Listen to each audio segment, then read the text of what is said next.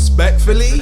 Yo, what's going on? This is Aurie Styla, the Respectfully podcast. What's going on, Trudge? What's up, man? Yeah, what's going on with you? I'm good, thank you. You all right? Yeah, man, not too bad. How you been? Nice. I'm warm. Warm. It's hot today. It's not hot. It's freezing, blood. But do you know what? The studio's warm only because the heater. I got the heater working again. So, yeah, legs out today. What do you mean? Yeah, it's cold out there, bruv. I got caught in the weather outside yesterday. It's Tuesday now, so Monday. Rain was going sideways. It was that windy. So yeah, it's really winter now, man. It's really bad. Yeah, man. I'm walking over here. That was tough. It's a nightmare, man. But I like it. It's hoodie weather. It's sweats weather. I'm down for that. I don't mind big jackets and all sorts and so on.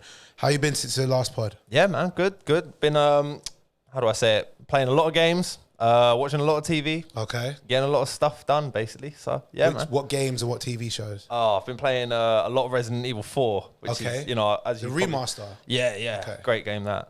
TV shows. I've been watching a bit of The Boys again because I wanted to watch Gen V. But I just need to like. Oh, you haven't finished The Boys. No. You finished it. I finished The Boys, but I went back and watched it just. Okay, a little refresher, because I watched it ages ago. So. Oh, fair dues. Nah, Gen V's. You haven't started Gen V? Nah, not yet. Oh, it's dope.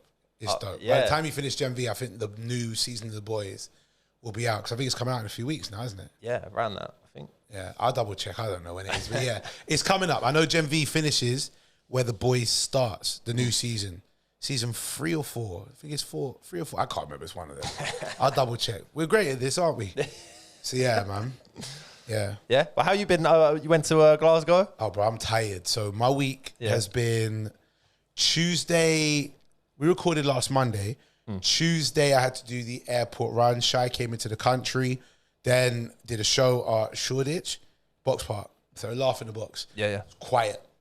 Yeah, weather's definitely playing its part now where it's not it's like pre-Christmas. Everyone's kind of not going out yet. They're still on the inside, stay inside mode because the weather's cold. But they're loading up for, I think, end of November, December, Christmas, go out and party. So now it's the quiet period. Yeah. Went to do Box Park in Croydon the next day, Laugh in the Box in Croydon. Quiet again. And that's on the Wednesday. Thursday, what we do on Thursday? Went to see my mum. It's her birthday. It was on Sunday, but I was going to be working Sunday, so I took her out for a meal on the Thursday. Nice. Friday, Scotland. So we did Mo Gilligan and Friends Black British Takeover. That was dope.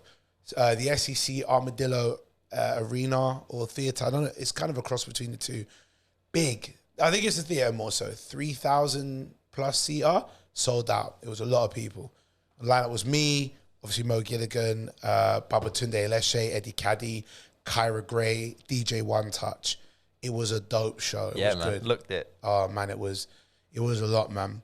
Just that amount of people. I was only on for like 10 minutes. All right. Yeah. It's a full lineup. It's mainly we all do like the first bit of the show and then Mo does the second half. So it was good though, man.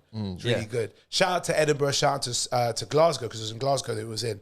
Load of people from both of those cities mainly and also around in Scotland. Yeah, it was great. If you saw it, big, great. I'll be back in Scotland 2nd and 3rd of March for the Outta tour. Tickets are available on auriestyla.co.uk. Big boost in ticket sales when I did the show. And I was so happy about that because I was worried. I'm not worried, but I am at the same time. Yeah. I know I'll perform in front of 3 people. I don't care. But it was looking like I was going to have to do that until I did the show. Hey, you performed at Doghouse. You're sweet. Doghouse had a lot of people. Yeah, no, it gets a lot. I guess. Have you had it when it's really quiet? The least we've had is about 30, I'd say. Oh, that's still fine. That's pretty good. It may hit the pocket, but it's still a show. Yeah. So I did it where I've done shows where it's like 10 people. And like, if you do Edinburgh Fringe, that's what happens at some shows. I did this one in Scotland and big boost in the sales of the shows for the tour show. So I was very happy about that. It was a great show. They had a good time. So we flew up there on a Friday, flew straight back on a Saturday. We went to go see at Flippers in White City. 50 Cent and Busta Rhymes made an appearance there. They're on tour in the UK right now. So Flippers can get anyone to come down. The people that run the place, shout out to Liberty Ross, well connected. So when somebody comes of that caliber, they know Liberty, they know her husband, Jimmy Iovine. They got so much love and respect. So to come and do that venue, they're like, yeah, we would love to. So they came down and did like 20 minutes each performance. That's crazy. It was sick. Problem is, when you tell me a time that someone's going to perform, I believe you. I believe you. Busta Rhymes was the one I came out to go and see. I'm a massive, massive Busta Rhymes fan. Anyone who knows me knows how much of an impact he's made in my form of expression in comedy by just watching how he does his music. I love Busta. Busta, he was supposed to come in at 1 o'clock. Yeah. Me naively standing there at 1. After I'm tired, remember I flew from Scotland that morning. Yeah. Me naively, I'm standing there at 1, thinking, I mean, where's Busta Rhymes? 10 past 1, where's Busta? 20 past 1, I see his DJ come out, set up his system, right, his mic, and then his laptop. Thinking, he's coming. 20 minutes is calm. Then the DJ just bops off after he sets up. I'm like, hey, yo, bruv, I'm waiting for Busta, man. What's going on? I don't know what it was, but I got told. Everyone's like, Aurie, you know that these artists don't come out the time they're supposed to come out. Yeah. And I'm sitting there. This is the British in me, man. Well, they should. I paid to come. I didn't pay. It was free. I came down wanting to see these guys, and I'm tired. 1:55 comes. Busta comes out. It was well worth the wait. Oh, was it? Smashed the shit out of the Really? show. What songs did he do?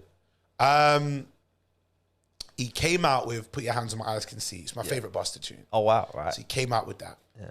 You know, hit you with no delay into what you saying, yo. Oh, nice impression. Yeah. Nah, I could do a good Busta impression. Yeah. Nah. Come on, nah. I can't. What am I doing it now? You know, let me keep the dice rolling with it. Something like that. I don't know. I could try. I go watch him, a video of him, and I can go and do the impression. You know what it is, right? It's Busta Rhymes. Spliff. You know, we out here in England, we doing what we can do. We enjoy performing for the English crowd. We come from an era of hip hop. Wow. I don't know. I can't do it properly. That's I'll try. really good. I'll practice. I'll get it down. He came out. He Put Your Hands on My Eyes Can See. He did. He obviously did Look at Me Now. Yeah. That's like the party trick song for him because he can do it, and then he obviously raps at a speed that people are like, how does he do that? Killed it at Look at Me Now. Then he pulled it back, and then he put on an old school dancehall beat, which is faster than the original beat, and he done it on that. Yeah. He did Break Your Neck. Baby, If You Give It To Me. I Know What You Want with Mariah Carey. He did that for a bit. Spliff performance. Busta isn't just Busta. It's Busta and Spliff. It's one thing you have to see. Busta, Rhymes, and Spliff Star. Like, yes, Busta is the name that most people are like, he's the big name. But this is what I love about Busta. He knows that he may be the name, but he's so loyal to his people that you don't see one without the other. And Spliff is the perfect, like, teammate of him, that when Busta might take a breather on this, Spliff knows that's going to happen. He fills in that bit. So hit you with no delay as to what you, and he'll go, what you saying, yo? And hype it up. Yeah. They are sick. Oh, yeah. Absolutely sick. They know each other's like set backwards and how they're going to perform. And he's got such a love for it. That's his brother. So I love seeing that. Yeah, they killed it. They killed it. And then after him, 10 minutes after, 50 Cent comes out. Unreal. Bro, 50, I'll be real with you. Of the two, I come to see Busta. 50 still had the crowd going. He came out, he started on PIMP. When he did I Got Money, in that room they had Jeremiah, Tony Yayo, Lil Sims, Gigs. All of them are in the room just chilling. I think Sims is opening up for Busta. I think Gigs might be on some shows as well. And for Busta and 50. But they were there at the show just chilling. Yayo was the hype man for 50. Yeah, yeah. And Jeremiah came out to do a song with 50 as well. It was cold. It was cold, honestly. What was the? There was a thing going viral I saw where 50 Cent's like in like he's coming from the ceiling, and like the caption was, "There is no 50 Cent song which would make this man come from the ceiling." Like that requires this level of like choreography. He didn't do it at Flippers. Flippers wasn't like a tour show for them. Yeah, it was a 20-minute appearance. Oh right, okay. So they didn't do it at Flippers. But I don't know one song that requires him to come out with any form of like rope and like an angel or something. There's nothing of his that requires that. Same with Busta. There's nothing in Busta's that requires that. But Busta's tour show, I've seen videos. He has this big chair, like a throne, that he sits on, and then it spins around, and then he appears. Everyone goes crazy. That's it. That 50 could do that as well, that kind of level of stuff, right? Or 50 could come out dressed like a pimp with a cane and so on and throw his jacket off or whatever, that kind of stuff. But coming out of the rafters, being lowered down, you get coming out of there, many men wish death upon me. It don't work that way, 50, I'm sorry. But yeah, no, it was dope, man. It was good. Shout out to my sister, DJ Cinderella. She DJ'd at the event as well. Yeah. Shout out to my brother, Tiny Man. He was the host. Shout out to my guy, Andy Perel. He was a DJ as well. They killed their sets. I got there at 11 where Cinderella was DJing. And she was just killing it. And then Tiny was hosting them. Andy came on and he was killing it. And yeah, man, it was a good night. Oh, good, man. It was a good night. I just love seeing, these are all people I know. I see them working, they're active. I'm just seeing them get active on the stage. I didn't even want to be that guy. Like, I could get up and go to the stage and shake hands and whatsoever, walk up, go and chill side the stage and see Busta and 50. Because I'm one of the people that have worked with flippers many a time. So like I could just say, yo, you know me, and they'll just let me through on the stage. I don't want to do none of that. I wanted to enjoy the show from a distance, like to what the crowd were feeling and vibes in. I want to be on the side watching, especially if I'm not working that day. Yeah. And it was so good to do that. I came down there with Cheyenne, Lauren, my friend, not my friend, my brother, my actual brother, Yogi. He came with his Mrs. Nix. Shout out to them. My manager Steve came down. Shout out Steve. Yeah, but Steve, I love Steve. Steve's funny because he came down there and like, you know, everyone knows 50. Yeah. But Steve, because he's like 6'2", 6'3", he's tall and he's got a very specific look. He wears a certain hat that's like a bowler hat that goes forward. Steve has got that kind of look where he would go dressed that way to either a concert for 50 or for Chaz and Dave. And that's Steve. So in this room full of people loving 50 Cent and all of that, and Steve's just there bubbling and so on. I loved it, man. Steve's got that Jimmy Iovine look. Yeah, young Jimmy Iovine, but Jimmy still looks like he blends in with all of the hip hop heads. Yeah. Steve like doesn't look like he blends with the hip hop heads, but he knows his stuff. And also he's my manager, so he rolls with. He's been around us to know how he might maneuver. He loved it, man. He had a good time. Shout out to Annie who came down, to Alicia. There was so many people. Listen, it was good. Ronaldo, happy birthday as well. It was good, man. We had a really, really good time. Saw a lot of people that I knew down there. It was dope. Oh, good, man. I was tired, blood. Yeah, I bet. I was shattered coming back from non-stop working for the few days. Like, come back from Scotland and then being up at like 8, Scotland, then left that place at like 2:30 to drive up here, and it was foggy. I didn't get back to my bed. I didn't get in my bed until like 4:15. It was gone. That Sunday was written off until 11 o'clock for me. How do you ever find time to go gym? I don't understand that. I know you're big in the gym, but I never know how you find the time. You have to. Yeah. You have to, bruv. It's either that or my titties grow back. If I don't go gym, I really look like Saucy Santana. And with all due respect, I don't want to look like I had a BBL. So I have to find it. Like tomorrow I'll wake up. I've got my work in progress tomorrow. Yeah. Or today as this comes out. I'll wake up and I'll go gym first thing. Do an hour and a half and then come back. Yeah. Get it out of the way. Yeah. I did slack this week though. But Shah was here, so that's understandable. Limited amount of time. So I slacked. And I'll pick it up again tomorrow. But I've been eating as healthy as I could just to manage it. I'll get back in routine. And as soon as like 2-3 sessions in, just keep it up. But bro, it's not just gym, it's the resting that you have to learn how to fit in. And that's the part I was struggling with. Getting some sleep. Blood. Nightmare. Yeah. So I'm not even going to cook tonight. I got like a few days off. Supposed to go to New York next week. Really? Oh, God. This guy, man, I do not know anyone that works as hard as you. And like, I'm sure it's not even for pleasure. This is business, isn't it? No, this was going to be business. I was going out there for working, yeah. I would have had a good time as well, but I was going to go out there and do some gigs. Yeah. I pulled it back because I had some other gig offers here that I couldn't say no to, and then that got pulled. So I could still go if I want to, but if I'm honest, I'd rather save the money, spend the time here, finish up some of the bits I want to finish in this room, get everything ready for the tour next year that I can in this week. Because when it gets to December, it's all steam ahead again. January calms down, but I don't want to be in January, start like getting the tour stuff ready in January. Got my work in progress stuff. I've got sketch show stuff to write. I've got a Radio 4 commission I got to write bits for. So I'm going to spend a week finishing bits in here. Like even in here right now, I look in the studio, like that printer that's under the desk, that one broke. So I bought a new one. It's behind you. I haven't even thrown that away in the garage. I should have done that, but yeah, man, there's bits I need to get sorted out. Also, Christmas is coming. Oh yeah, bro. Am I too early for what I did? Oh yeah, no. So I'm gonna tell you what happened. I don't put up Christmas decorations. I don't do it every year. I don't, because in my house I'm never really home. Only time I have done it at home is if I know I'm having like a party at my house, like a team get together. I say everyone come link up, and we'll do it right. In my house now, I've put up the Christmas decorations. One, because I was encouraged, right? Yeah. You've got someone else going, you should do it. I'm like, all right, well, I'll put it up. And I did it. Bro, I actually like having my Christmas tree up. Yeah, now. yeah, I bet. Yo, it's not, my birthday's end of November. My birthday does not come before Christmas. Sorry, Christmas doesn't come for my birthday, apologies. Christmas does not come before my birthday.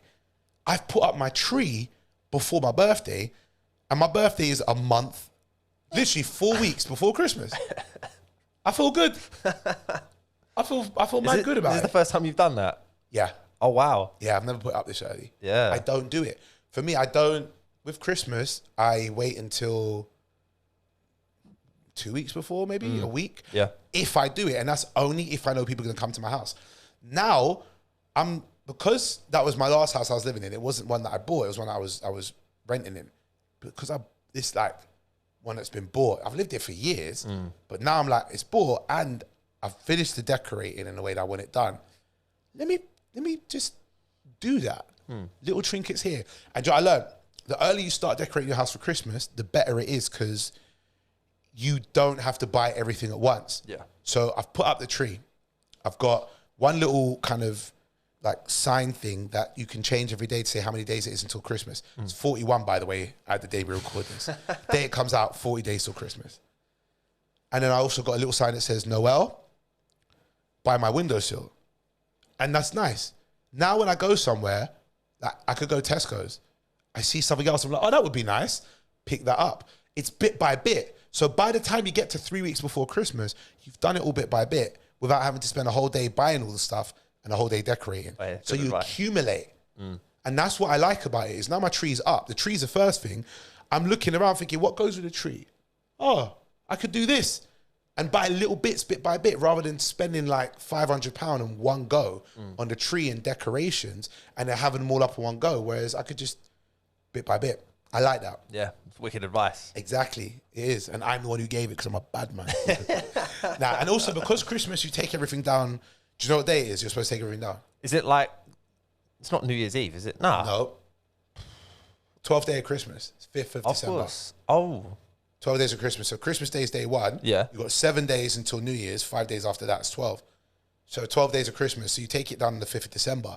So now, from November, like 2 days ago, to now, it's going to be just shy of 2 months.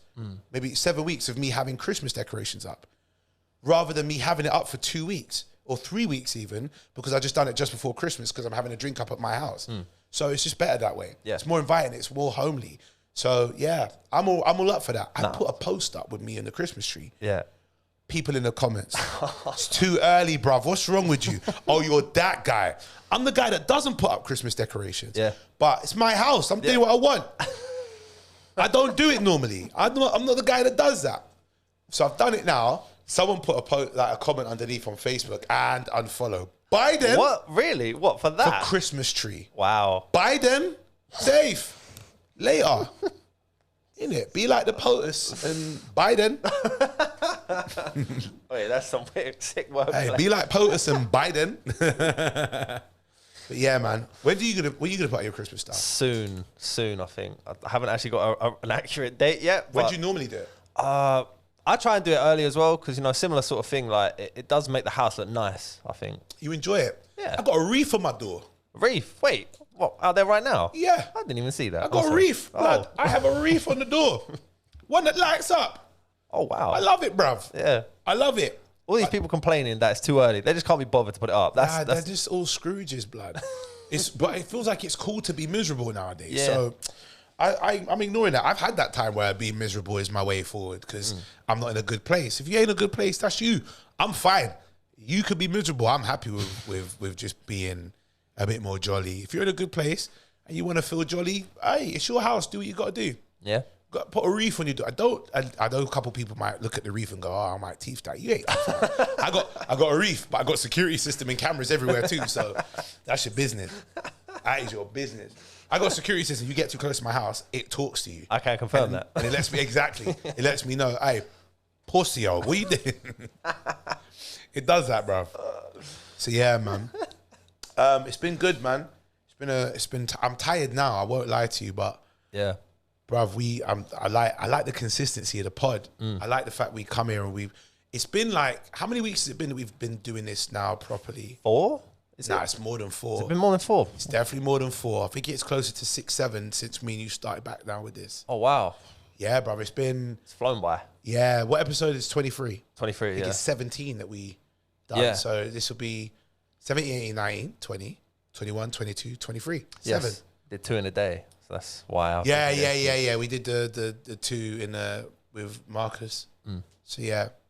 Anyway, what's going on? What's been going on this week in the news? Talk to me. What's been going on in the news? Good The question. main one, I think we know. Oh, yes, the main one. Well, right, okay. Well, let's start with something slightly... I want the main one. You want the main Let's one? go straight into it. All right, let's do it. Okay. Bye, Sue. Bye, Suella. Right, okay. Yeah, man. Bye, Suella. Oh, okay. Let's go with this one. So, Suella Braverman accuses Rishi Sunak of repeatedly failing to deliver in a scathing letter. That was today. Yes. But let's talk about what happened just before. Suella got fired from being Home Secretary for the United Kingdom, right? She got forced out. Rishi got rid of her. We all saw it coming. Yeah.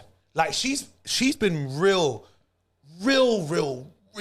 lax with being cautious with how she speaks. She's that woman who, I'm not saying this because she's a woman. I'm saying she's that woman, but because I'm referring to her. But let's just say person. She's that person who, in any like position, will get in and doesn't want anyone else to get in either. She's always been that. Yeah. Like, how can you be the child of immigrants and then say, "Yo, we don't want no immigrants in this country"? Crazy, isn't it? She's that person. We see it happen many a time. Like, there's names that people get called for that. But she's the person where she says too much immigration in this country is negative for this country, but your family came through via similar channels. She's the person where she's got big money, got a big money job. She married like one of the head people of Mercedes-Benz, if I'm right to say, Rafael Braverman. I can't remember his name exactly, but I know he's he's money. Right, Ryle, that's it. Ryle Braverman, and he is, get his exact job title. Here we go, the manager of Mercedes-Benz. I'm guessing from UK. Jeez. So she's minted. Oh, yeah. Right? She's got money, and she's in a position of power, or was in a position of power where she was. And she got kicked out because her comments are flagrant. You talk negative, you talk bad about homelessness being a choice. You got to be very cautious about how you say these things.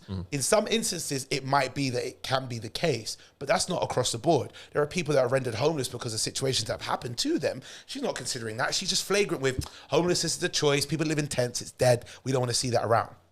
Yeah. Good riddance, man. Good riddance. But well, what was it that got her kicked over the line? Was it the recent, with all the protests that were going in central London, on the 11th, Remembrance Day, but also you had the Free Palestine protests. Yeah. And she had emboldened a lot of the right-wing followers and, like, dare I say, far-right people, like EDL. She'd emboldened them to kind of be negative and against those who are doing peaceful protesting, saying Free Palestine. Now, I mean, that topic alone has already caused so much, like, it's such an emotional, triggering topic. But when you've got someone who's emboldening other people to then go up and lash out to all of these people that are protesting, we saw that happen in America with Trump and Jan 6. Yeah. You can't do that. People, you can't do that. It was already like a hot topic. So just a quick history for those listening. Remembrance Day is on the 11th of November, as we all know. Many people who had either had family members that served in the war or those who are still alive from who served in the Second World War, Remembrance Day for them is a day that they honor the fallen, the dead, those who fought for this country. On that same day, there was going to be a Free Palestine protest. During the time that was going on or leading up to that being announced, many people that were very pro-war were upset to see that on the day they were supposed to remember the war, that Free Palestine protests were happening to kind of numb it down as if remembering the war on the 11th of November wasn't as important. So you had all these kind of like war veteran-esque people, or those who are very much pro-England, England for the English, looking at this going, you lot are being disrespectful because this is a tradition in England. Already angry that there was going to be a protest on that day. Yeah. Which the irony of that is, you're talking about people protesting something very similar to what they were fighting against during the war. Everyone's got their perspective on this, so I'm not going to hit and say what's right or wrong, even though I'm not saying what's right or wrong. I'm not going to sit here and say whose position or perspective is stronger or better than the others. Just talking about this particular thing. There were people, EDL members that were down there. Yeah. Like arguing against people fighting against Free Palestine protest. You had people that were there. I saw pictures with people having a poppy. Did you see that? Yeah. You had people, EDL members, having a poppy, but also a Nazi Yeah, logo what was tattooed on that? them. The stupidity of those people. How do you have a poppy on one side, which is a symbol of those who fought for England in the World War against the Nazis, and then have a Nazi swastika tattooed on your body? Ridiculous. Because in their eyes, the Nazi swastika represents far rightism as opposed to what it represented during Nazi times. So we are very far right. We are anti-cultural integration. We are very xenophobic, and we are white for the white, British for the British, depending on where you wear that. Like some people in many parts of the world wear that for their countries, Russia, parts of Europe, and England here. But you're wearing a poppy, which is a symbol of the other side. Yeah. Those who fought against those who had swastika logos on them. Do you understand what I'm saying? I don't know where, like, I saw the exact photo you're talking about. I don't even know how that guy, like, gets through day-to-day life with that. Like, that's crazy. They don't represent Britain, but because they are so loud about Britain for British and Britain first, many people look at that as if that's what the British public think. Problem is, that is only the loud members of the small, tiny percent of ignorant, like, xenophobic and racist people that have those mentalities. Those people are such a minority, but because they're so loud about how Britain is for the British, there are those on the outside of this country that will look at those people and think, is that what Britain think? Not as a whole. Officially, we're British because we're born in this country. Though I identify as a Caribbean, or Caribbean, depending on which part of the world I get. Oh man, I need to stop talking to Americans. As someone from the Caribbean, they say Caribbean, didn't it? Yeah. Right? But because I identify as that, because of my culture, even though I recognize that I am British as well, my passport's British, I was born here, they don't represent me, obviously, because I would be everything against what they believe. Yeah. But they're so loud about it that people think that that's what a lot of people in Britain think. There are probably quite a few, but not as high a percentage as we think. All it took was for enough of those guys to go down. Some of them don't even believe that. They just like a fight. Yeah. Football hooligans that just like to get down there and just, what, son? Yeah, let me headbutt someone right now. That's just those people that went down to the cenotaph where people were trying to peacefully, like, commemorate those who had passed during the war. Then you had all these EDL members that came down that then met up with other people that were on Free Palestine protests. You have, like, the heated people from the EDL going at those who are at the Palestine protest, Free Palestine protest. Some of those people got heated, then you have a clash. But the starters, the instigators, are these people with the swastikas and so on. Let me see some of the comments that we saw. And the reason why this sticks back to Suella Braverman is because she was the one who, I want to read her comments verbatim. I don't want to but she was emboldening these people the same way that we saw Trump do it. Trump was very much saying, guys, if you think something's wrong, go down there and let them know. You know what you're inciting. Let me read some of the things that she was saying here. Scroll up. Up there, stop there. Braverman, a leading right-winger, was sacked by the Prime Minister because she sent an official document from a personal email to a fellow MP in a serious breach of ministerial rules. We know that. That was one thing that happened, but it was definitely a build-up. She's had so many, pull-ups. Almost, yeah. The draft written statement was deemed highly sensitive because it related to immigration rules, which potentially have major implication for market-sensitive growth forecasts from the Office for Budget Responsibility. So that's why she was sacked. As a straw that broke the camel's back. That must be, but she had piled up so many things. Yeah. Let's have a look. Do you know where she's from? No. She was born in Harrow, raised in Wembley. That's my area. Yeah. She's a disappointment to my area. You disgust me, man. You're, how can my fellow Wembley... Ugh. And I saw her age. Oh. Do you know how old she isn't? No. She's like 42. 42. She looks like she's born in 1942. No, look at her, man. Being bitter and negative ages you. She looks so, Suella, man. There was a photo of her doing the rounds of her as a youngster as well. People were shocked to see that, I couldn't believe it was her. Well, did she look better when she was younger? No. The same. Because she looks rough for 42 here, but when you're bitter and negative and anti so many things, you can almost see evil. Oh gosh, is that her? Yep.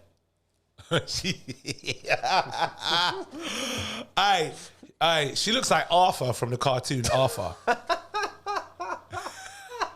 Suella, man, you need to shut your mouth before we start flinging up these old pictures of you. Her family, if I remember, they're of Asian descent, but from Kenya and Mauritius. Yeah. Right? You wouldn't be here if it wasn't for immigration. I can understand if you're talking about illegal immigration without controlling just how open the borders can be. So everyone just floods here without there being some kind of consensus of at least legislation that allows for people to apply and have fair application. You don't just go, hey, have you got a passport? No, come through. Because we have to have passports to go everywhere. Yeah. It's a form of control.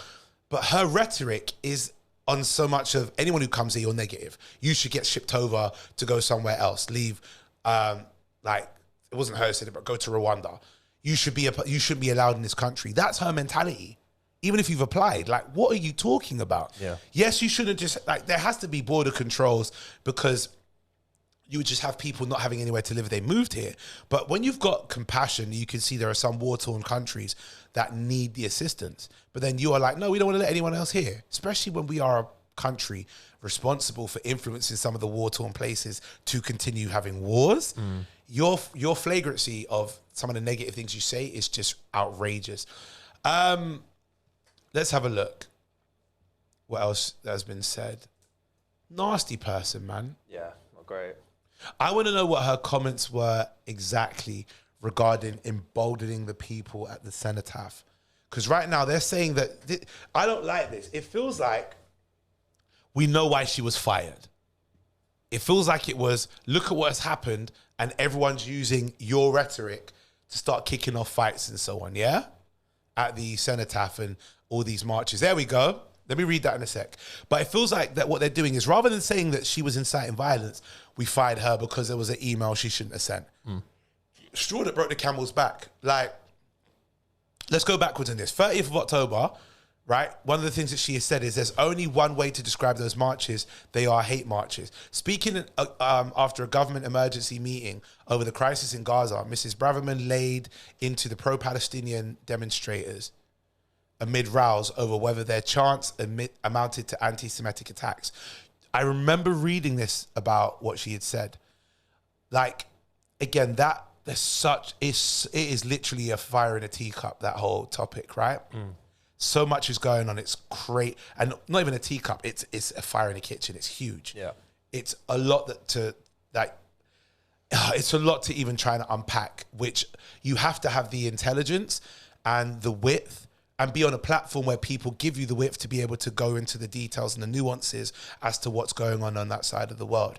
For you to just throw words and call people anti-Semitic, where actually what we're seeing is a lot of marches be peaceful and be pro-Palestine and the victims that are being killed in these places, you can't just say, well, you being at these marches, you are part of hate marches. Yeah. It doesn't work that way. No. It just isn't. there are going to be, we have seen in some cases on both sides where there is a section of people that have been saying hateful things, but to label an entire march, a peaceful protest, as hate marches, it's not on. I don't know, man. You can't do that because people are then going to turn around and say, well, they hate England. We're going to jump in, because that's just the mentality of like the EDL people that just want to fight over anything. Yeah. Oh man. All right. Even before that, 4th of November. Oh no, after that, 4th of November, we cannot allow our streets to be taken over by rows of tents occupied by people, many of them from abroad, living on the streets as a lifestyle choice. You are a stupid ass. Wow. Listen, Suella she needs to get a job first. I don't want to hear nothing about unemployment and living on the street when you ain't got a job. Your husband pays your bills right now because it ain't you. You ain't got a job. I'm self-employed and got more work than you right now. Wait, go back down to that one again. She was talking about people living on the street. And it's not a lifestyle choice.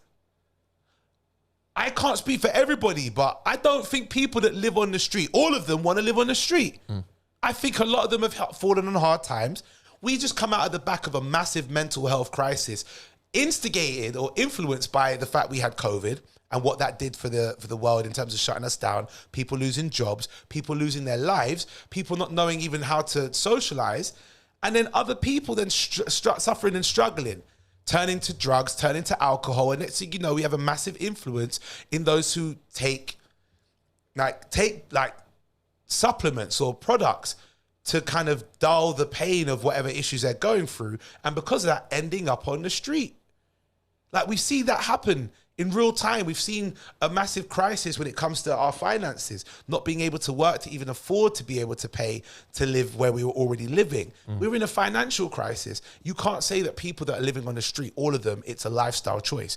Some of them had no choice, and they're doing what they can based on the lack of resources or support they've had from their own government.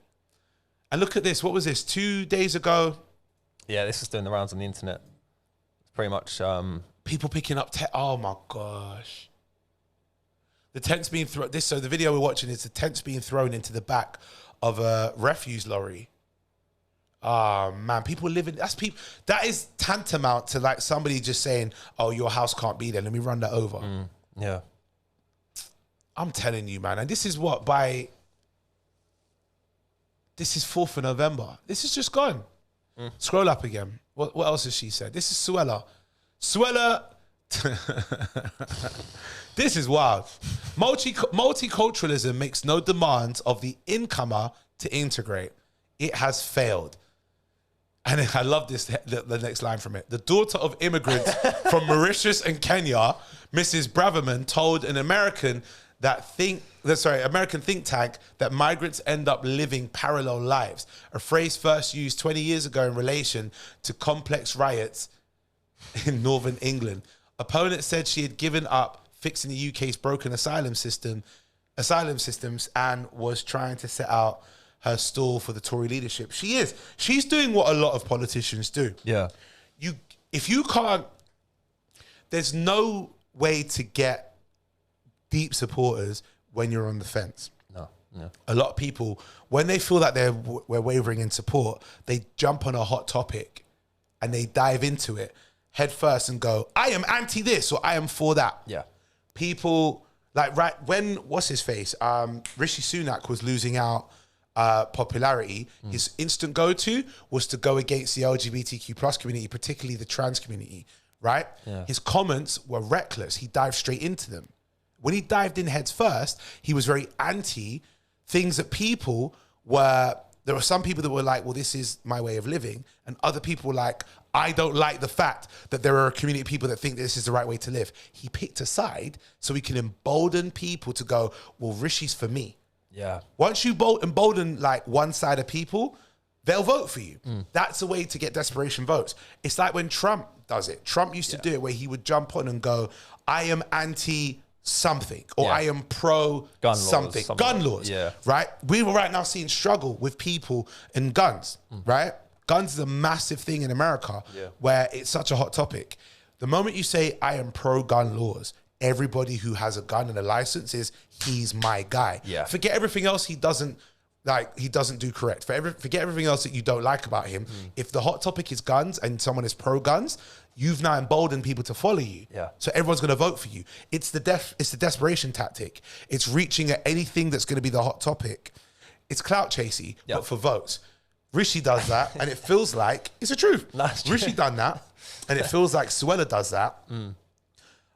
Just to pander to anybody who will jump on and say she's talking the things that I feel, as that person who lives in Middle England, somewhere in Scunthorpe or Carlisle, who never feels that they're represented by those who focus mainly on how London is represented. They leave these little villages to themselves. That person goes, wow, she's talking my language, because they may be a little bit behind in maybe some of their liberalisms, or some of their ideologies are still very much one way.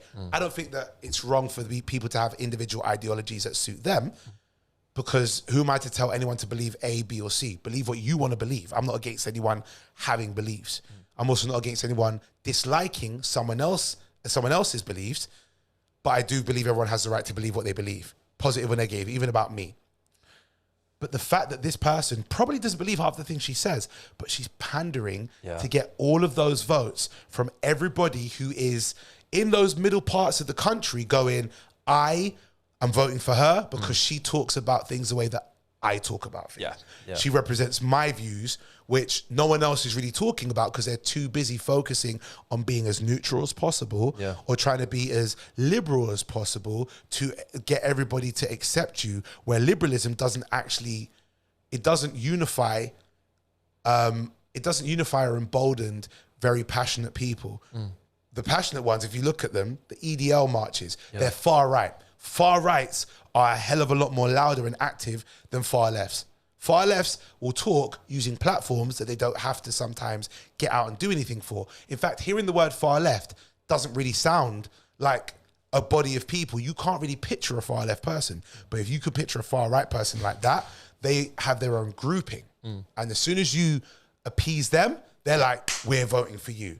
Or she's probably looking at these people going, if I embolden them, maybe they might look at me and go, I'm one of the good ones. Because remember, she's also she's a daughter of immigrants. Crazy. They don't like you. They are very clear on their stance. We don't want immigrants. They look at Rishi and think, even though you are a conservative prime minister, we don't like you. They look at him and say, you're not of England for the English. She's trying to embolden those people.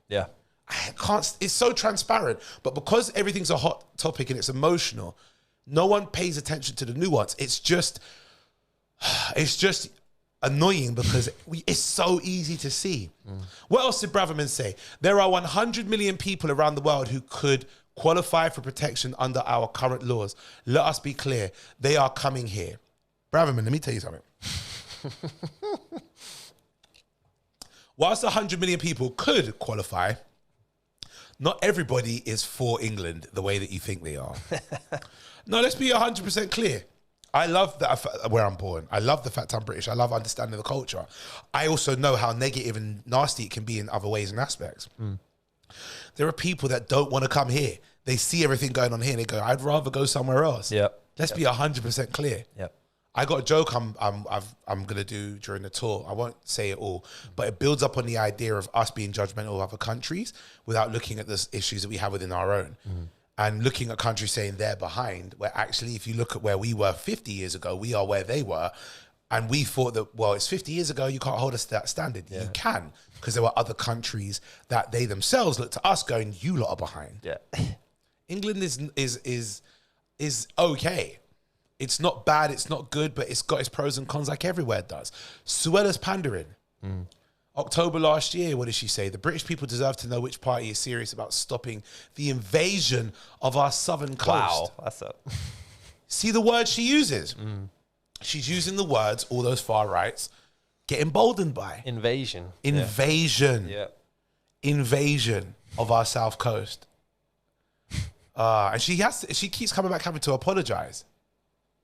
Oh, man. I don't want to keep reading, man. Good riddance, man. What do you think is going to happen to her next? I'm a celebrity. I don't think it'll be that. What? I think there'll be channels like GB News that will happily take her on board. Of course, yes. Happily take her on board. Yep. She is, again, she's a mouthpiece for the far right. Yeah. Whilst treading the line of being just right. Yeah. There are, and a lot of the people on GB News and on other channels can come across that way. Again, they're allowed to have their views, but they go on the platform already knowing that they have one view stuck to one side. Yeah. Anything that's against that, I'm not going to say just GB News. There's many other platforms that do it as well. But they're not neutral. They're not up for a conversation. They're up for saying, we already know what our mind is. If you don't think like this, you're just being left and woke. The same way the woke have that, the left and woke. If you don't think like us, then you're just far right and you're anti or xenophobic and stuff. There's nuance in everything. I hate that word so much. What? Woke. Do you know what? It's been co-opted in such a negative way. Yeah. Woke used to be a word that people used to use again, it's us, black. Yeah. Black people in America use the word woke, of being awake. Like, it's more so in the idea of being awake to what's really going on with our people. Yeah. Right? Then it got co-opted again. Let's be real. You're a white man. When you hear a white guy say, I'm woke, how cringe does it sound to you? Yeah, it's pretty Bro, it's cringe when I hear like black brothers and sisters say it now. Yeah. But I know where it came from. Yeah. Woke came from the whole struggle of like, we are like blind to what society's doing. Stay woke. That was our phrase. Yeah. Not ours, but African American. Oh yeah, no, stay woke. Like, yeah, that's a thing. Like, That's the African American, and the symbol of stay woke is a fist, a black fist. Do you see what I'm saying? Yeah. But it's been co-opted in so many ways that if you are now not thinking very liberally, you're not woke. Yeah. And I don't like the use of it that way. But that's the thing. There's nuance on both sides. You could be woke one way. You could be right one way. But people don't want to discuss what... Like, let's be honest. Chris Rock said this. Some things I'm liberal about. Some things I'm conservative about. Yeah. Do you see what I'm saying? Yeah. I don't know, man. I think she's going to end up on one of those channels because she is... A mouthpiece. A mouthpiece for this kind of topic. Yeah. She's great at being able to rile up people, to talk to... the public and say all the heinous things that a small percentage of that public that will come out and vote for you for. See, that's the thing. If you can embolden 10% of the public, but get 99% of them to vote, that is more valuable than getting 90% of the public to go, oh, we kind of like what you're saying, but it's so soft that only 1% of them vote. Yeah. Do you understand what I'm saying? Yeah. 99% of 10 is 9.9, right? 1% of 90 is 9. Do you see what I'm saying? Yeah. It's more when you've got more loyal, dedicated fans that love you, whether it be entertainment or where it may be in like politics, they come out in droves to vote for you and to buy your tickets to do that. When you're just being the person that's trying to pander and appeal to everybody, everybody just kind of likes you because you're only talking a little bit about it. But once you dive into that one thing, bro, Kate Hopkins. Oh, yeah. Dedicated fan base. Oh, yeah. Dedicated fan base, right? On the other side of Kate Hopkins, you have, who can I say is on the other side? I want to be careful with who I pick because these are people that often I buck up with. I can be very careful. Now, there's a comedian runs a night as well, and I was tempted to apply for his night, but he is very much on GB News a lot. Like, I know who you're talking about. Yeah. I know exactly who you're talking about. I was tempted to apply, but then I was like, oh, wait, that's that guy who's got those. Yeah, I might give that one a miss. I say do it. Yeah. I mean, yeah. I say do it. I won't say his name, but I checked in on one of my friends who's a comedian. He is considered to be seen as far right. Not far right, right wing, but not far right. Yeah. Let me make that very clear. He's got a podcast with another person who it really gets on people's nerves, the stuff that they talk about and how. But I know him as a comedian. I know him as a person. Sometimes I feel he gets in the podcast. I don't like what he says on there, but he has the right to say what he has to say. I have the right to not like it. Yeah. His values, I don't think match what he talks about on the pod, but he does it because it emboldens the fans that like it. I think that's fake. But take that away, as a comic, he's cool. And he's looked out for me before I've looked out for him. And something told me, check in on him, right? I was born and raised in the church. Well, I wasn't born in the church, obviously, but I was raised in the church when I was a kid. Bro, Jesus loved everybody. Yeah. So for me, check in on people, whether it be someone who's hateful, sometimes check in on them with love, or someone who's actually nice, check in on them with love as well. You're supposed to do that both ways. You don't have to agree with them. And sometimes you have to buck up with them and say what you're doing is wrong. Often you have to do that from your perspective, but I still checked in on him. And there are, I would say if you felt to do the show, but you don't like his politics, you're now, you have the right to do that or not do that. I think you're now robbing yourself of the opportunity to go on that platform and talk to that audience who they also may not share his views. Some of those people just came for comedy. Yeah. Other of those people like him. Other people don't even like his politics, but they just enjoy the comedy that he might bring on. Like, there's so many different avenues to consider. I said this to my manager once. Obviously, I'm being hyperbolic when I say this. He asked me about performing in Difficult Room. Like the dance, it was a corporate and it was a huge dance floor. And he said, are you all right performing it? It might be a bit awkward and uncomfortable because you're going to be a long way away from the audience. I said, bro, you could put me in a room with KKK rally to perform. Obviously, I'm being hyperbolic. Yeah. Right? Someone's going to snip that. Or he wants to perform for KKK. No, it's not. I don't want to do that. I don't want to do that. But like for me, I perform because I don't care how difficult the crowd is. I'll try to find a way even and that little nuance to find something that I can make funny. I don't like your values. I don't like what you think. You don't like me. You're nasty people. But I'm not gonna. I've had people. All right, let me tell you a story. I wouldn't perform at a rally, but I'm just obviously it's me being hyperbolic about just. I don't care how uncomfortable the room is. I don't need it to be all me. In that, if that makes sense. There was a guy that when I worked at, I'll say the company, I worked at PGR for a little bit years ago. I won't say which site, I won't say which guy, but he was known to be very openly like prejudiced. I think we was only like 20, 21. People would say he was racist for the words that he would use and the rhetoric he would say. Yeah. But I wouldn't know, hearing him, it doesn't even seem like he has a reason to be racist. He just was never around anyone else because he was in a part of England where his family owned a funeral home. So he's around dead bodies. And he only picks up what he knows about black people from the news. Right. So which, as we know what the news is like, can make us seem negative. When people tell me, oh, I was one of the only black boys. I was the only black boy at PGL. There was a young black girl that was there as well. They were like, oh yeah, you're not going to like him because he hates black people. I said, why? Don't know, he just doesn't like you lot. I said, fine. I'm going to have to buck up with him. We had to do training together. It's an outdoor activity center for kids. I got to take them to a class where they got to do rock climbing and stuff like that. I talked to him. You could see he was really trying to get to know me. But it felt like American History X. Yeah.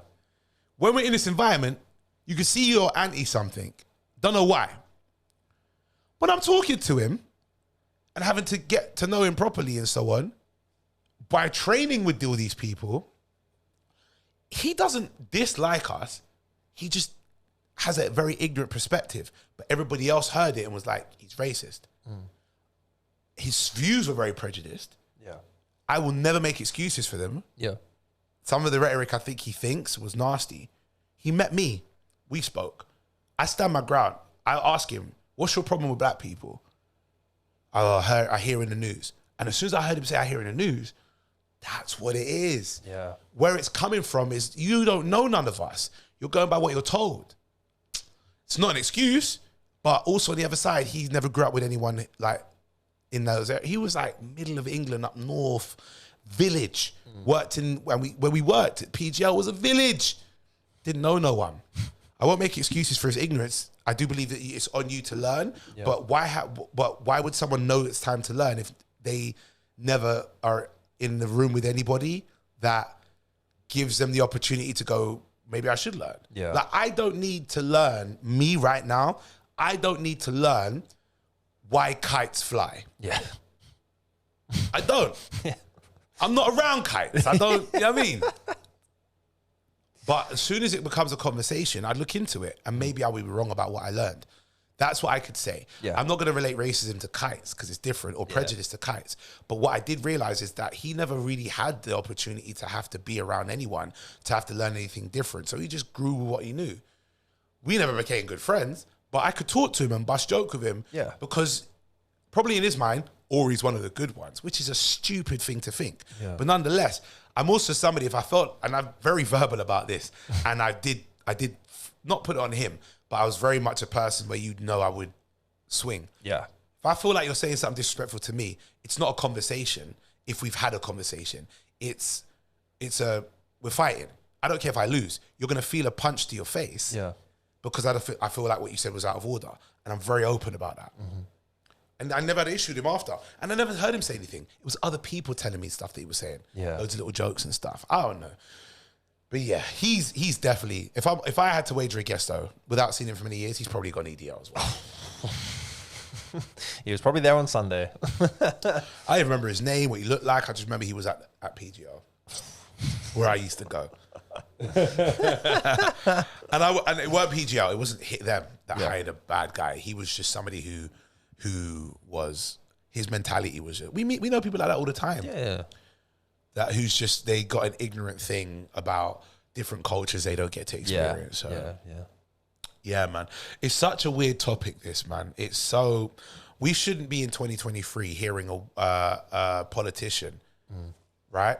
And do you know what I'm actually going to say? Hearing a woman be judgmental about people based on where they are or who they are, and a woman who's an immigrant. Yeah. Because I'm sure when she got into position, many people looking at her, you're a woman in power. Oh, for sure. You're going to...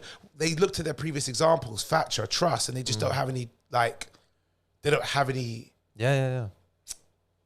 Like, you'd like to think that, wow, excuse me, that was gas spelled. You'd like to think that a woman who is child of immigrants would know how to conduct herself, that no one's gonna, that she doesn't have to pander to get everyone to like her, especially to the point of being disrespectful to everything she is. She's an immigrant, or she's a child of an immigrant. That's disrespect to your parents by saying we don't need people to come over here and cross our borders. You're invading us. You're a child of immigrants. You're also a woman in a position where I know many men that you embolden look at you as a woman like you're not good enough for the position. Who are you trying to get to vote for you, man? Crazy. Anyway, go get a job, Suella. Go get a job, man.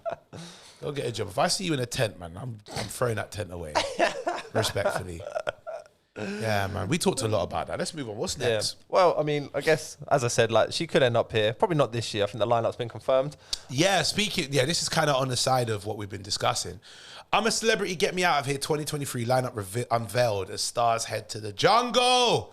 Firstly, shout out to my guy, Babatunde Aleshe. He was in the jungle last year. Yes, I watched really, last really year. well in that. Very And good. he came out, he went on tour. He's still touring. Tour's huge. So it did well for him to even be in that space. And I'm sure the people that are here, that when they come out, people they get to know who they are and more about them and so on. But this lineup is ridiculous in my eyes. Let's firstly start with we won't start with a big name as a Brit. Britney Spears' sister. Go up. What's her name? Jessie or Jenny? Jamie Lynn. Jamie Lynn. That's it. Jamie Lynn Spears. Sister to Britney reckons her ability to not let anything hurt her feelings will help her cope with the jungle snakes, rats, and no one cares about Britney Spears' sister. Let's be 100% clear here. Let's just be 100% clear here. Nobody cares about Britney Spears' sister. No one's gone. I wonder what it would be like to spend some time with Britney Spears' sister. She's getting a lot of hate, you know. Like, I think they're Why? She's responsible for a lot of Britney's downfall, if you will. Oh, was she? Yeah, she's like, I don't know the full ins and outs of it, but she is like... I'm wearing, these shorts are tight right now. Sorry. Yeah, man, I feel like a lot of green is showing. Oh. It's all right. Let me switch the camera too. Let me readjust. You know what I mean? Let me just move and readjust certain things right now. Hit me. All right. Yeah, Jamie Lynn. So obviously, like, Britney Spears had the whole...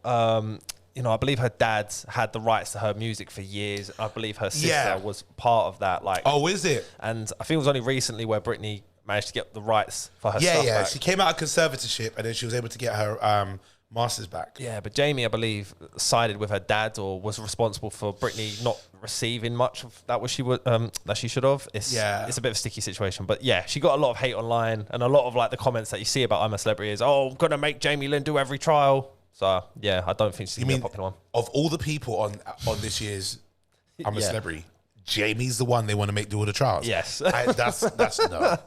Jamie's not the one that I want to see do trials. Oh, no.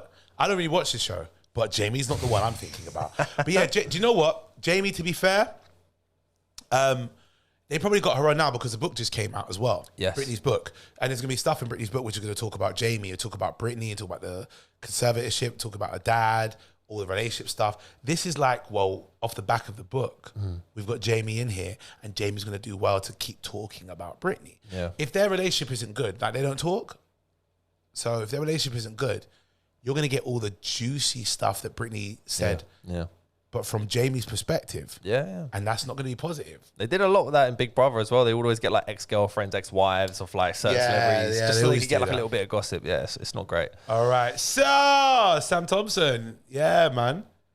Sam Thompson, made in Chelsea's. Sam Thompson readily admits he doesn't know how he will cope sleeping outdoors after being forced to quit a recent trial camping trip.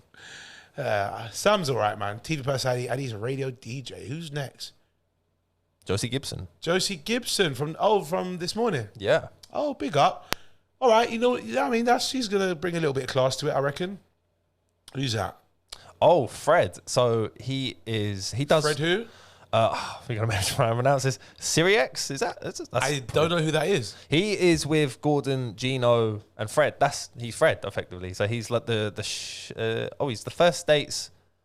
Well, he's on First Dates. I don't watch First Dates, sorry. But he is very much Fred in Gino, Gordon, and Fred. That's how I know him. But yeah, it could be interesting. Okay. Who we got next? Oh, Nella Rose, YouTuber. Yeah, man. I've seen Nella Rose has just been climbing recently, man. Crazy. Kudos to her.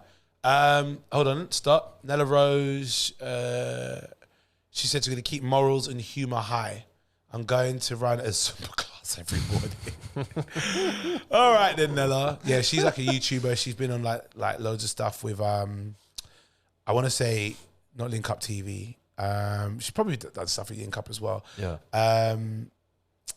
Oh my God, channels are going out my head. Comedy. She's worked a lot with like Young Philly, Chunks, those kind of those kind of YouTubers. Yeah, the Beta Squad and all those guys. Yeah, the social media kind of stars. Yeah. She's good, man. She's funny. Well done to her, man. Big up. Well, now, this is the one that everyone is like, what's going on here? We went from Suella to Nigel Farage, GB News host. See, GB News. Yeah. And former MEP. Nigel Farage is entering the jungle. Do you know what really gets on my nerves about this? Right? Yeah. It's a wave now, isn't it? Matt Hancock was there last year. Yeah. Right? That was just weird. No. Awkward.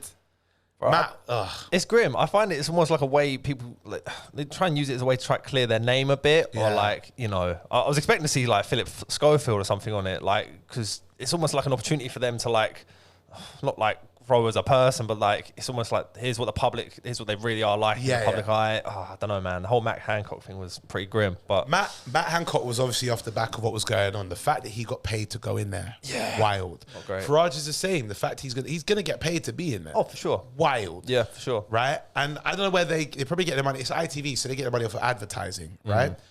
But even still, there's a part of us that feels like it's coming out of our money as well. It just feels like it. Whether it be like taxpayers' money that are also invest into this, who knows? But I do believe it's mainly advertising because it's ITV, not BBC. Yeah. But nonetheless, man, wild. Nigel Farage.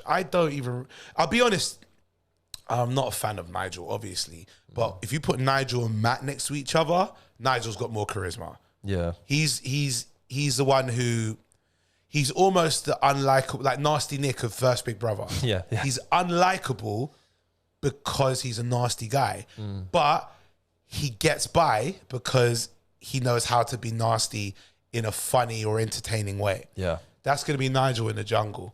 And he's Teflon. Like, you have to be Teflon to be him. He's been Teflon. People don't like him and he's always still up and smiling. Yeah. Look at the picture that you got of him there. Look at him. He's happy. He's happy in a I'm constipated way. All right, scroll up. Who else is on I'm a Celeb? Grace Dent, food critic from MasterChef UK. All right. Not really clued up on Grace Dent. Who else is here? Marvin Humes. We know who Marvin Humes is from JLS. Oh wow, I did not know he was in that. That's crazy. You didn't know Marvin Humes? No, I know who Marvin Hughes is. Sorry, you didn't know Marvin Hughes was in JLS? Yeah, no. You knew he was in JLS? Oh yeah, but you didn't know he was in the jungle. The jungle, yeah. Sorry. Marvin and Rochelle, beautiful couple, man. Yes, yeah. Always smiling. Always, they seem so good together. Those two. Yeah, Marvin Humes. I ain't got nothing to say. Big up Marvin. Danielle Harold. Wait, hold on. No. No. Now I'm getting it wrong. It's not her. Okay. Oh. Hold on. Let me. You're not going to think some juicy story. I used to link her. Nah. No. Nothing came out like that. No. Let me see. Hold on. Danielle Harold, yeah? That was nasty. Sorry. Danielle. Why do I recognize her? I've not watched EastEnders in years. Yeah, no, I don't recognize. Okay. Is she one of the new? She's one of the new ones. She's young, isn't she? Yeah. Yeah. She's I'm not familiar with her myself.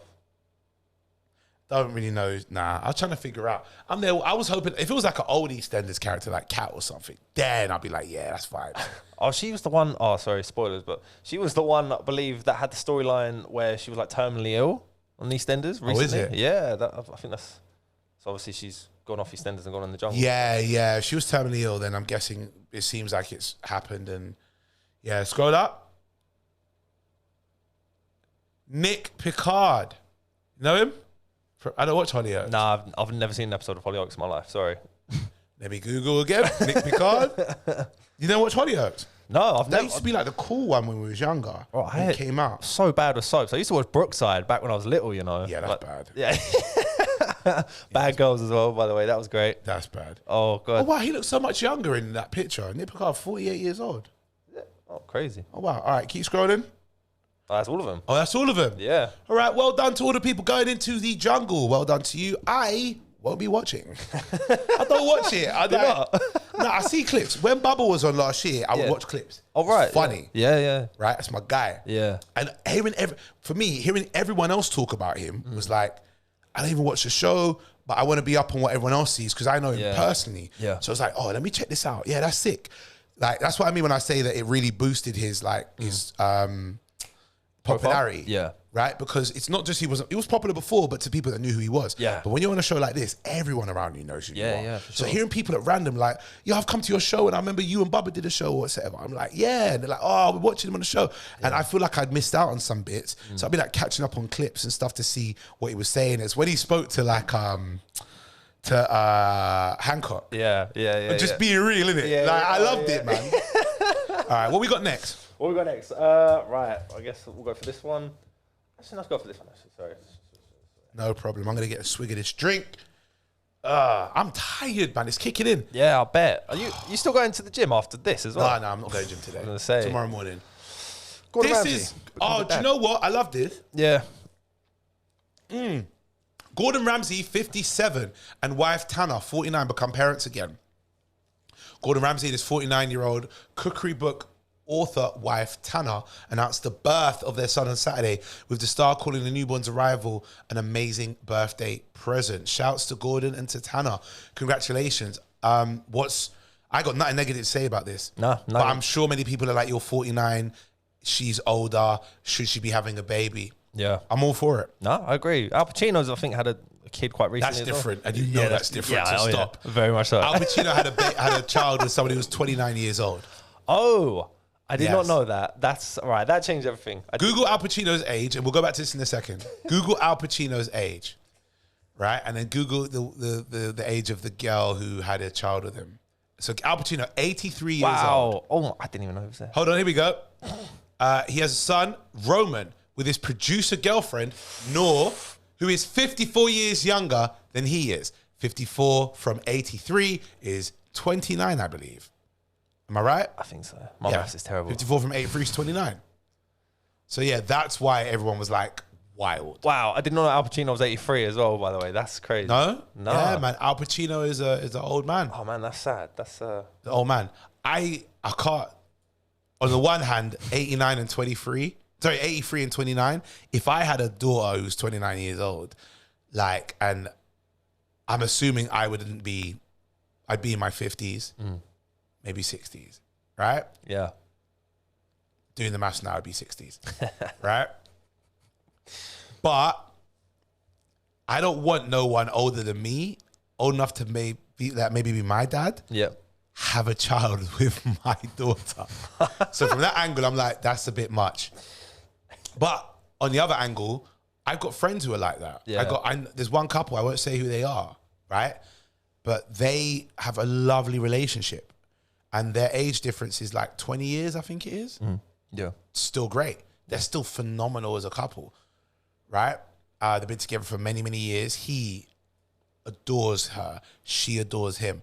They got together when both of them were older and of legal age.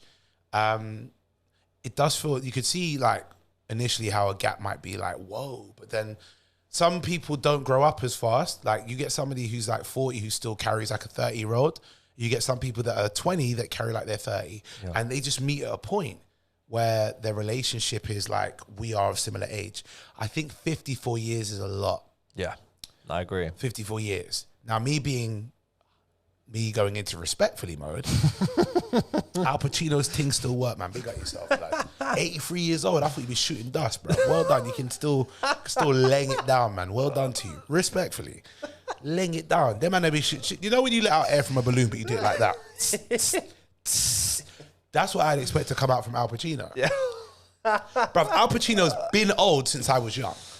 Do you understand? Yeah, I get that. I'd never known Al Pacino, even when he did Scarface. Yeah, he was right? old then. Old, bruv. Yeah, 40, 50. That's what I'm saying. Yeah.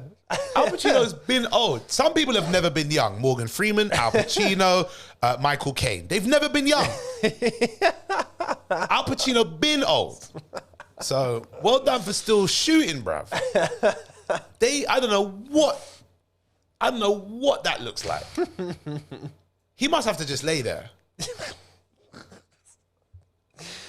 Now his hip. Do you know what I mean? Yeah, I can't even.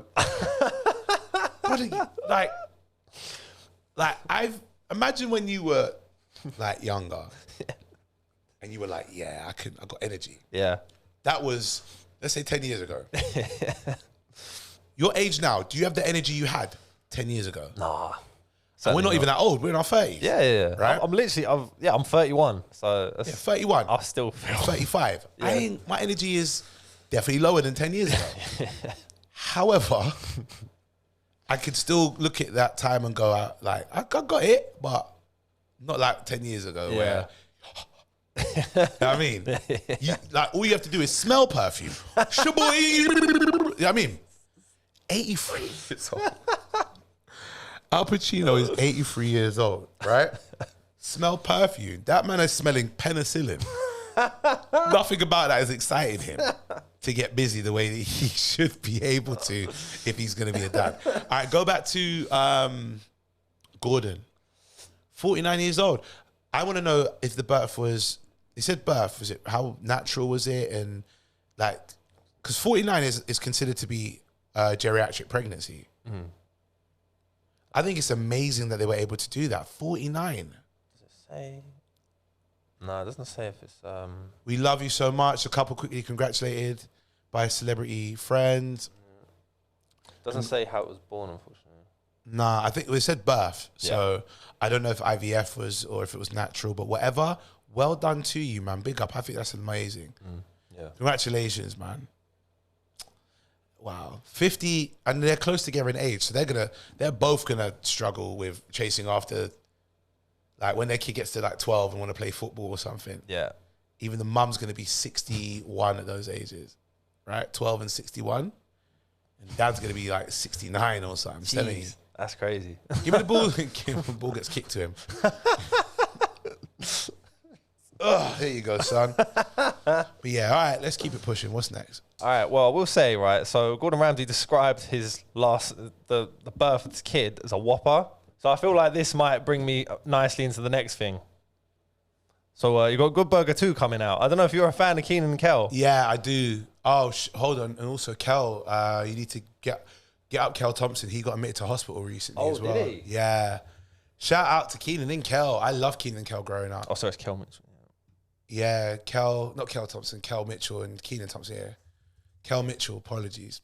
Shout out to Keenan and Kel. Yeah, he got admitted to hospital. Not sure what for. Oh, wow.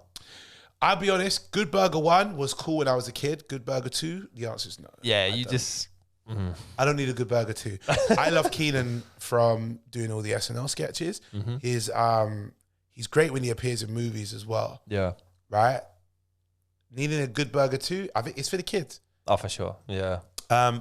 But yeah, Kel Mitchell details health scare that led to hospitalization. My arm and my leg was numb. Oh, man. He's back home. He's on the way to recovery. Shouts to Kel Mitchell. Love and light and get to a good place, man. Because, yeah, Kel's not old. He's only in his 40s. Yeah. And he's pretty healthy. He looks in great shape. Yeah. Happy. Yeah, I know he went through it for a while. He was on... Years ago, he was on, I think, drugs and alcoholism. Oh, and really? Stuff. Oh, yeah. There was always a rumor going around that he'd passed away like ages ago. And I had to keep telling people he's not dead. Like, he was in Kanye West All Falls Down video. He's the limo driver. I had to keep telling people that. I remember. Like, yeah. It was in his 20s that he was on the stuff. Oh, right. Cleaned himself up. Now he's a man of God. He's in the church, married, devoted husband, devoted father. Love watching him on social media because you just see the love in everything he does. He's on the kids program as well as one of the older people in the kids program. He's still very Kel, like Keenan and Kel. Yeah, yeah.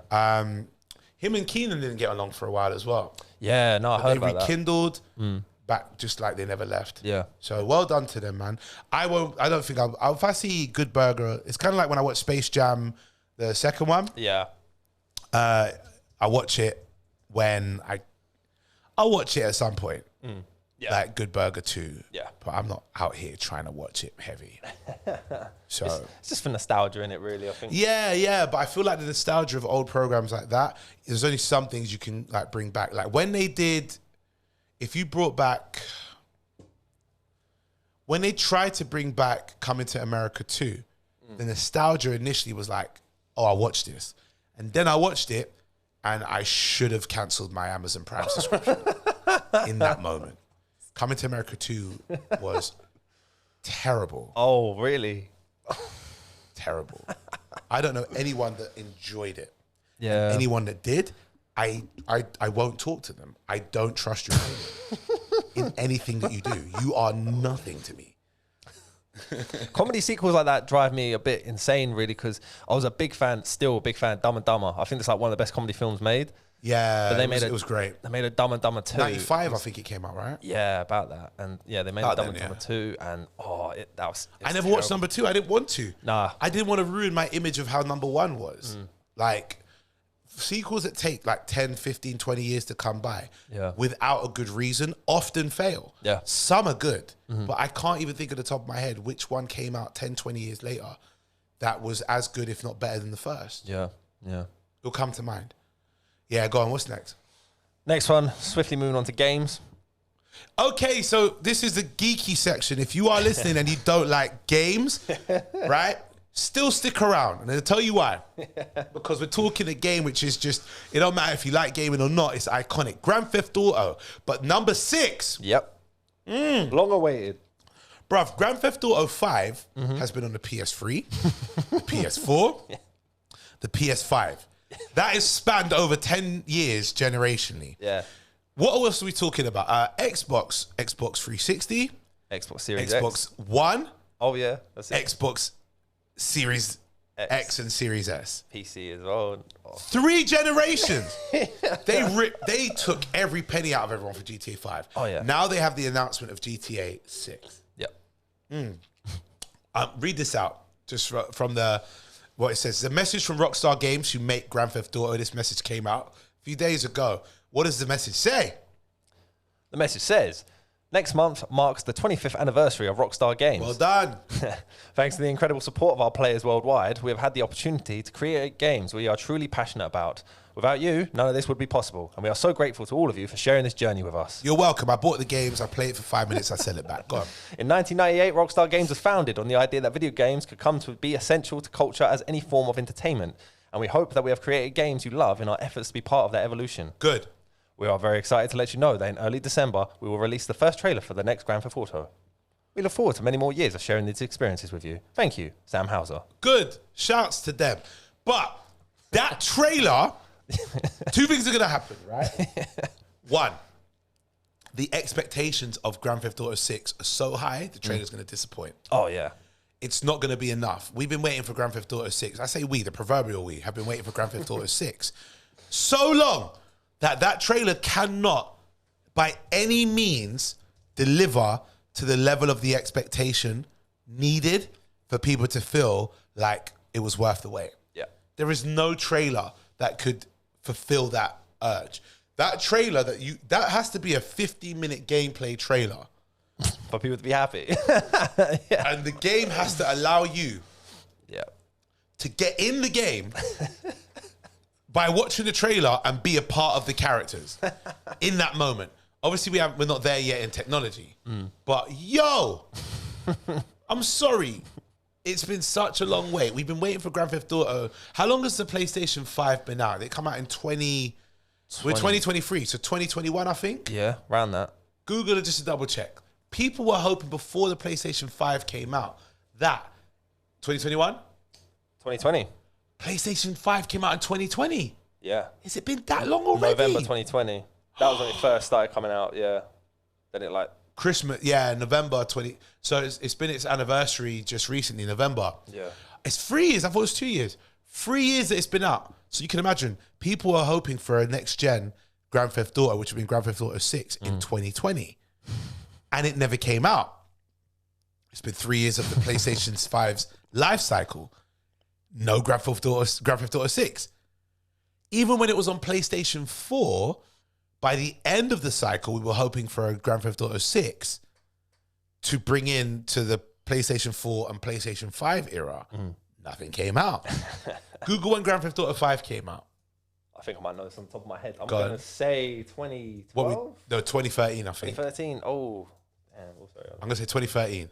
Oh. 2013. Nice. I know my stuff.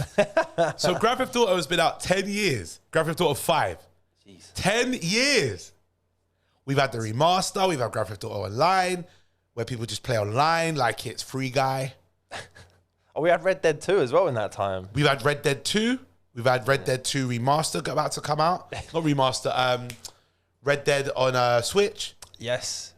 Like, this game has taken way too long to come out. So, I said there's a leak that's given a glimpse. Let me see this picture. It's just a picture of the city. GTA 5, yeah. Did you ever see the leaks that came out? Rockstar were very quick to shut it all down.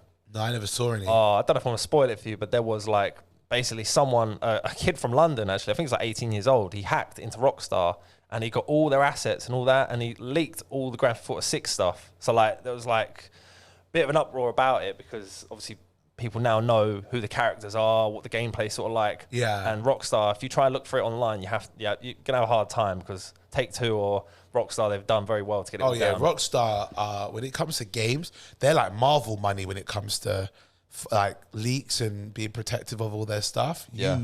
I mean, once it's out on the internet, you can't really truly get rid of it. That's a good. Is that a picture of it? That was a picture of the footage. Oh, the rendering on that looks dope. Yeah. Wow. There's over 90 videos. It's crazy. But yeah, he got in trouble. I just seen the test in the advert there, but never mind. You see that advert test? Oh, yeah. I'm going to ignore that. But yeah, no, if that's what's happened where people leak it out there, I can understand Rockstar going, we're getting rid of these leaks because they got that money and influence to do so. So yeah. Well done to them for releasing it finally. I predict it will come out in 7 years. It's not coming out right away, man. We know that. Or he'll be getting ready for his next tour by the time this comes out. Right, next tour, we get ready for my child's tour. I would have moved to America or something by then, or Canada, who knows? Well, shouts to them, man. Well done. Talk to me, what's next? What's next? I left you with the list because you put up one thing. I was talking about Suella firstly. Oh, yeah. And I already talked about Busta in the concert, talked about what happened in the week with going to Scotland. There was one thing I got, actually. I'll send it to you. Yeah. There's one little bit that I had. It's not really a big topic, but I saw a funny video. Yeah. That when I saw it, I was in bits. I shouldn't have laughed as hard as I did. because I wouldn't want that to be me. I wonder if it's the same video. I don't think you got this video. Oh, right, but I'll send it to the thing right now. I don't think you got this video, but it's a scenario. So imagine there was a guy who replied to a comment of a picture that was on social media. Oh yeah. Right? To give context, you know the artist YG? Yes. So YG. Oh. Do you see this? I've seen it. All right. So I'm going to tell everybody while I send this to the laptop, right? YG is a music artist. He was at some venue and there was a girl who works in there, a woman who was dancing. I assume she's one of the strippers for the venue or an exotic dancer, whatever you like to call her. So what happens is that he takes a picture of her with like everybody else in the club. And when he takes that picture, he posts it up. In the comments of that picture, so pause that, don't play it yet. In the comments of that picture is the guy who apparently is the mother of this woman's child. He goes in the comments and he goes, yo, that's my baby mama, N-word. Take this down now on YG's page. But the thing is, I'm not putting that picture up because it's raw. Yeah, I was a bit shocked when I saw it. I was like, whoa. A lot of guys zoomed in. A lot of guys zoomed into this picture. Yo, very attractive woman, but the baby mother of this, the baby father of this woman, she's obviously an exotic dancer. She's on a pole. Yeah. That's her work, right? And I don't shame people for the work that they do like this. You know, you're a sex worker or you're an exotic dancer. It's not what I would choose to do, but if that's what you do, do your thing. She basically, the guy's gone on the post and said, take the picture down to YG. Yeah. YG ain't taking it down. So he's done this, he's done a video, which I need you to play this. Turn it right up, please. Go on. I'm going to try to keep this short and whatnot. A lot of y'all already know what's going on and whatnot. You know what I'm saying? If you've been on IG lately. But this is a message for YG and whatnot. And from a real one to a real one, man, I'm asking that you please take my baby mama, you know what I mean, off your IG with her, you know, picture of her busting it all open and whatnot. You feel me? So, you know what I mean? Baby was telling me, you know, she had to go to her sisters. Her sister is going through some things and, you know, she got to handle some family issues. So I'm like, cool, it is what it is. You feel me? You know, I wake up, text message, DMs going crazy like, nigga, ain't this your baby mama? You know what I'm saying? So I go over to YG Instagram. Baby mama on there busting it open, going crazy. Niggas all in the background cheesing and smiling. Got me looking like a straight goofy, you feel me? And you know what I'm saying? And niggas like, oh, if that's your baby mama, you need to keep her in check. You know what I'm saying? Baby, don't listen. You feel me? And you know, now I'm out here looking like a goofy, you feel me? So, like I say, man, if you're a real one, I'm asking that you please take my baby mama down. Oh my God. Okay, so I have to ask you, if that was your mother of your child, and that's the work that she does. Yeah. And then YG posts a picture of her. Yeah. Are you telling YG to take it down? Yeah. You are? I don't know. That's like, you know, I've got kids to think about. The kid can't be like, wait, that's your mum. Like, how are we thinking about YG posting it up and thinking about the kids when this is the job she does? Oh, yeah. I mean, when you... Bro, like, you know, like, if the issue is that a rapper has posted your baby mother, respectfully, like, you should have had a convo with her about the job she has before getting upset that a famous guy posts her up. Like, I'll be real with you. That would be the first convo. And that's not to do with YG. You're going to get upset because YG saw her at work before getting upset with the work she does. Let me be clear. I'm not saying you should be upset with the work she does. If that's the lifestyle choice that she has, then that's what she does.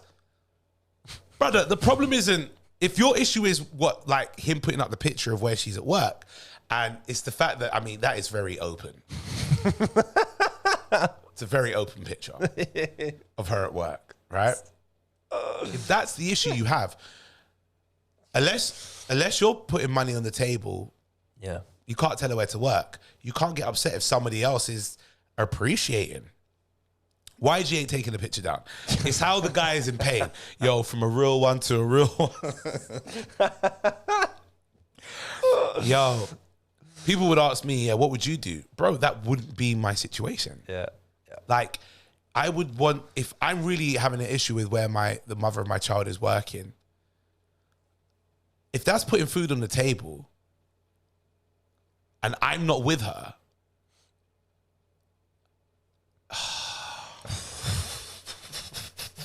one side of me has to respect the decision she makes to work the job that she works. The other side of me also goes, if I really have an issue with her because it's the mother of my children, my issue should be brought to her privately, not to YG. Yeah. And then doing a selfie video. Yo, this is for the people out there. You know, it's mad right now, isn't it? Hear what I'm saying? I'm out here, you know, in these streets. My baby mums is out there busting it open. You know, let me get the light. Baby mum busting it open. Sorry, one second. The light's better here. Busting it open. Like, you were the one who brought attention to this. Everybody would have just let it slide. Yeah, it's a good point, actually. Like, you brought more attention to this. When other people, like, the people that said it to you saying, ain't that your baby mum? Yeah. They're the ones that made you feel insecure. But if you know what she's doing, it can't really make you feel insecure. Yeah. She's working. Like, and she's at work. And if you don't like where she works, you should have spoken to her before YG posted it up. Like, I don't know, man. It's a difficult one. It wouldn't be me though. It wouldn't be me. I wouldn't be like, nah, not on it. Let me follow his page. Now I need to see his page real quick because there's a part of me that feels like this is a prank. What's the page? Andre Lowe Jr. Yeah, Lowe. And the reason why we know his page is because he's the one.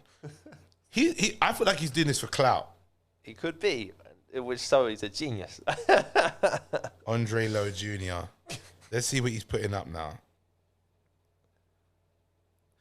Oh, this guy's a content creator. Oh, nah. Oh, so that's not even hit. Nah, this guy's a content creator. I don't think this is him. I don't think this is his Go on his page. Yeah, I don't think this is his. Yeah, it's too much, man. People have put up pictures of him on a card. It says SIM card, and it's like an ID card, but it says SIM card, and it's got his picture on it. Oh, is it? Yeah, go in his stories. Oh, you can't. Bro, the guy's a content creator. Yeah, it's not his real baby mum, man. Man asks YG to delete. And he keeps resharing this as well. Oh, he's loving it. Yeah. Oh, well. Anything for clout, man. Yeah. Oh, wow. Hot new hip hop fell for that. Well, so did I. Yeah, Andre, you got me, bro. You got me. Yeah, he's like a comedian. Oh, genius. Nah, he's not a stand-up comedian. He's like an online comedian. Oh, yeah. It's pure sketches in his stories. And he does music as well.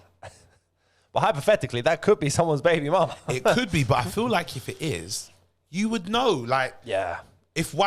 Have you ever, do you know any strippers or people that have worked as a stripper? Yeah. One. Okay. One girl. That's about it, really. I know people that have done that job. Yeah. I know them personally, close. Yeah. The guys know what their partners have done. Like, they're in a relationship with them, or it's been like an ex. They know what their partners have done. They know what the lifestyle's like. They don't act like this. They don't go on the profile and try to draw any attention. Nah, what they do is some of them actually like it. They like knowing that that's who comes home to them. Yeah. Because it's a power thing. Yeah. You lot will pay for her because you get to see what she gives me. And that's kind of what it gives. Yeah. Yeah. So, yeah. All right. You got me, Andre. Well done, Andre. Man. Well done, man. Proud. Initially, I thought it was real. And I saw the video. I was like, nah, it's too much attention you're drawing to yourself. But it's not real. I don't know. Oh, well, never mind. All right. Yo, let's wrap this up, man. I'm getting hungry and tired. Yeah, cool. Let's go. What you got coming up, man, before we go? What have I got coming up? I've got a Doghouse show on this Saturday the 18th. The lineup is very heavy. I bet it is. 19 comedians doing 4 minutes each. It'll be a good night, I assure you all. I'm doubling down right now. I have to. I'm sorry. I said I'm not going to say nothing. Tom, if you're hearing me, bruv, I know you're the one that wants this lineup to be wham wedge because it makes you feel good. Bro, bring it down. You don't have to have that many acts on the lineup. You can get them. You can get some really good. I'm not saying the acts ain't great. They're all great. But bro, come on, man. 4 or 5 acts maximum.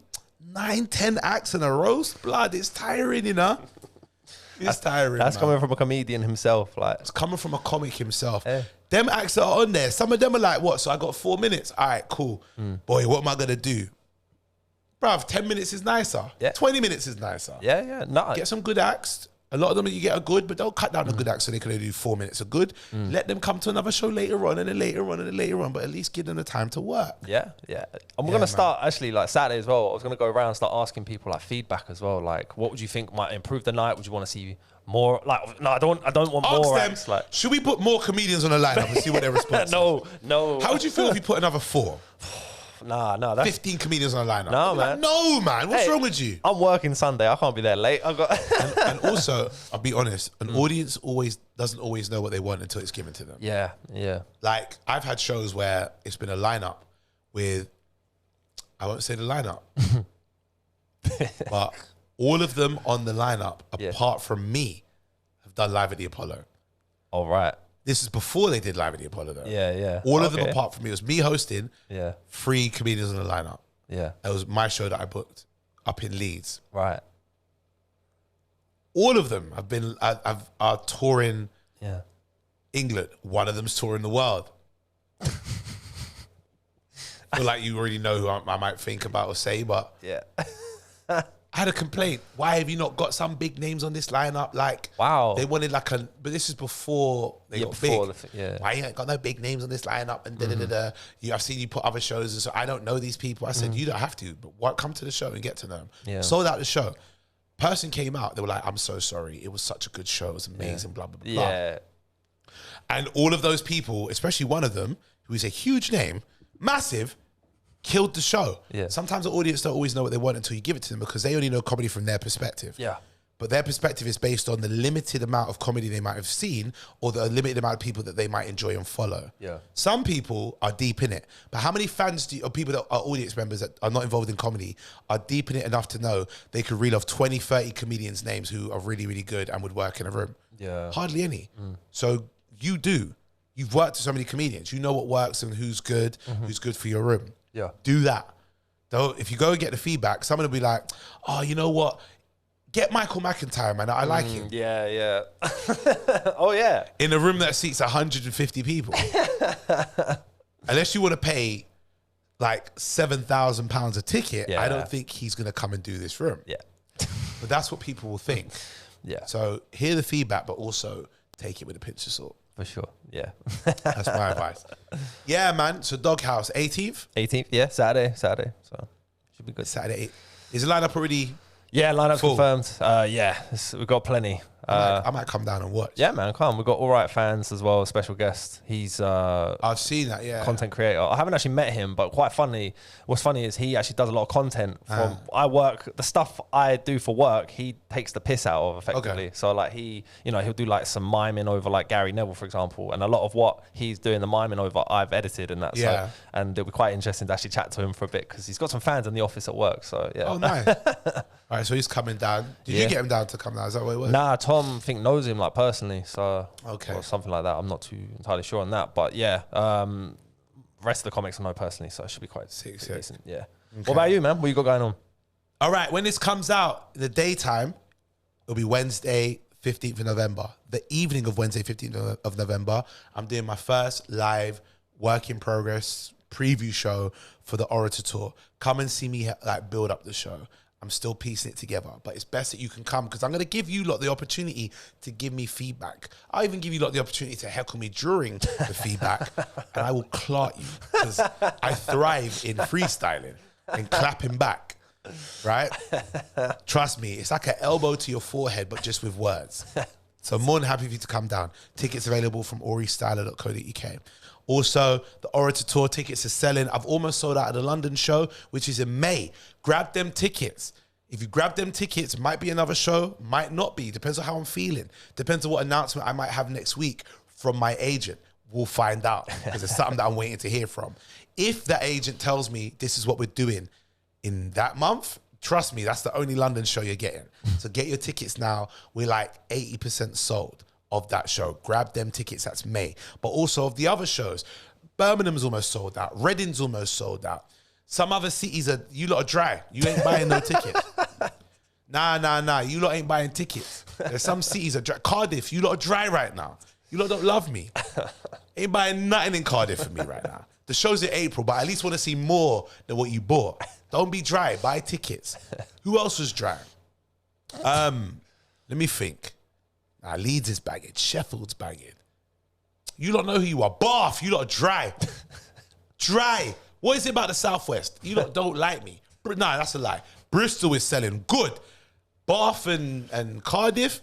Cardiff's Wales, so I get it. But you lot dry, blood. I need you lot to buy tickets. Outta Tour 2024, February up until May, I'm touring that. Buy the tickets, sell out the shows if you can. It'll be great to come see you. Plus, I'll be making sure you lot get some early views if you got your tickets of the merch. I am getting that patterned up over the next couple of weeks. I don't want to say too much. You just got to see it when it comes. Quality stuff. So yeah, that's me, bruv. Right now, I'm just need to bounce out. I'm tired, man. Respectfully podcast, like, share, subscribe. Keep checking out the previous episodes. I'll put up some clips on YouTube so you can just keep watching clips of the full episode. And don't be like Suella. That's my advice, okay? Like, don't be like Suella. Be you, but if you are like Suella, be someone else, okay? That's my advice for you lot. All right, guys, take care. Peace. Respectfully.